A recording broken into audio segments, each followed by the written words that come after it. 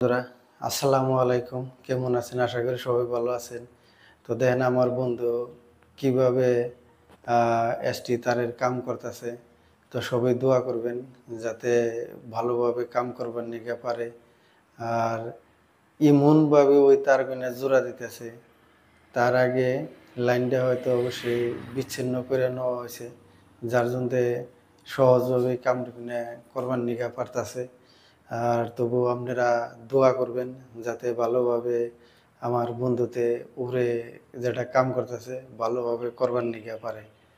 তো অবশ্যই আমরা জীবনের ঝুঁকি নিয়ে এমন ধরনের কাজগুলি আমরা করে থাকি।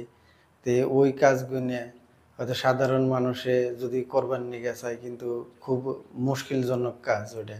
কিন্তু সবাই ওটা করা হারে না। আর উপরে সবাই চইরা এই খড়ির উপরে উঠে ওই কামগুলা করবার নিগা পারে না।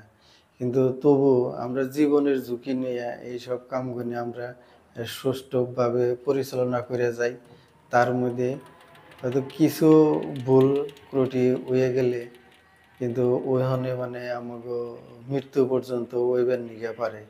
তো তবে আপনারা সবাই দোয়া করবেন যাতে আমরা এই লাইনের কাম এসটি হোক বা এলডি তার হোক বা ৩৩ কেভি ভোল্টের কাম হোক, আমরা সহি শুদ্ধভাবে যাতে করবার নিগা পারি তার জন্য সবাই দোয়া করবেন। ইনশাআল্লাহ। খোদা হাফেজ। ধন্যবাদ।